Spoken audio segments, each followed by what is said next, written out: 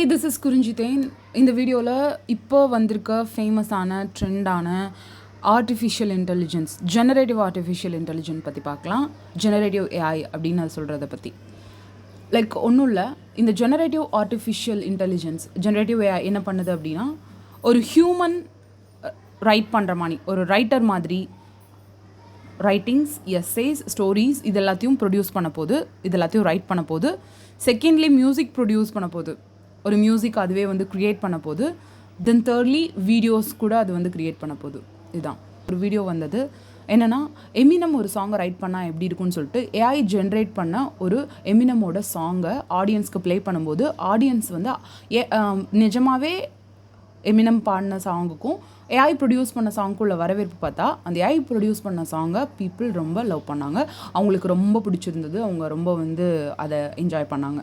Secondly Tamilselvi அப்படின்னு சொல்லிட்டு எஃபியில் ஒரு ஏஐ இருக்குது, ஒரு ஐடி, தனியாக ஐடியா இருக்குது. அந்த ஐடியா என்ன பண்ணுதுன்னா, ரிவ்யூஸ் ரியாக்ட் பண்ணுது. ஒரு வீடியோஸ் ரியாக்ட் பண்ணி இங்கே இருக்க பீப்புள் வந்து எப்படி ரியாக்ட் பண்ணுவாங்க அதே மாதிரி வந்து பண்ணி காட்டுது.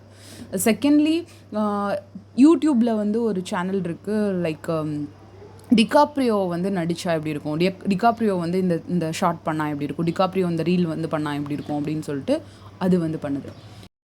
நீங்கள் ஏஐ பார்த்து பயப்படணுமா அப்படின்னு கேட்டால், ஏஐ பார்த்து பயப்பட தேவையில்ல. அதுவும் இந்த ஜெனரேட்டிவ் ஏஐ பார்த்து பயப்பட தேவையில்ல. பட் கட்டாயம் அது யார் கையில் இருக்கோ அவங்கள பார்த்து பயப்படணும். ஏன்னா இது இந்த ஏஐ பற்றின விஷயம் இல்லை. ஏஐ வெர்சஸ் ஹியூமன் கிடையாது, ஹியூமன் வெர்சஸ் ஹியூமன் தான். யார் அவங்களோட என்ன பர்பஸ்க்காக இந்த ஏஐ யூஸ் பண்ண போகிறாங்க அப்படின்றது தான் இங்கே விஷயம். ஒரு 1000 ஸ்டூடெண்ட்ஸ் இருக்காங்கன்னு வச்சுக்கோங்க. ஒவ்வொருத்தவங்களும் ஒவ்வொரு மாதிரி படிப்பாங்க, ஒவ்வொருத்தவங்களோட லெவல் ஒவ்வொரு மாதிரி இருக்கும். அப்படி இருக்கும்போது இந்த ஏஐயில் நீங்கள் ஒரு வேலை ஃபீட் பண்ணி ஒருத்தவங்களுக்கு தேவை, இப்போ ஃபார் எக்ஸாம்பிள் ஒருத்தவங்களுக்கு தேவையான சிலபஸ், இவங்களுக்கு இதான் தேவை, இவங்களுக்கு இது வரைக்கும் இது தெரிஞ்சிருக்கு, இனிமேல் வந்து இவங்களுக்கு இதை தான் இம்ப்ரோவைஸ் பண்ணணும் அப்படின்னு சொல்லிட்டு ஒரு தனி அவங்களுக்கான ஒரு ஸ்டடி மெட்டீரியல் வந்து அதனால் க்ரியேட் பண்ண முடியும், ஒரு ஸ்டடி பேட்டர்னை வந்து அதனால் க்ரியேட் பண்ண முடியும். ஸோ இப்படி பயன்படுத்தும் போது இது நிறையவே நம்மளுக்கு வந்து ஹெல்ப் பண்ண வாய்ப்பு இருக்குது. ஒரு ஏஐ வந்து டீச் பண்ணுறது வந்து ஈஸியாக இருக்கும். ஸோ என்ன பர்பஸ்க்காக இதை யூஸ் பண்ண போகிறாங்க அப்படின்றதான் இதுக்கு பின்னாடி இருக்க விஷயம். ஐ வுட் சே, நீங்கள் வந்து ஏஐ பார்த்து பயப்பட போகிறீங்களா அப்படின்னு கேட்டால், ஏஐ யார் யூஸ் பண்ணுறாங்களோ அவங்கள பார்த்து பயப்படுங்க. கண்டிப்பாக இது வந்து தேர்தலில் நிறைய விஷயங்களை இன்ஃப்ளூயன்ஸ் பண்ணுறதுக்கு வாய்ப்பு இருக்குது.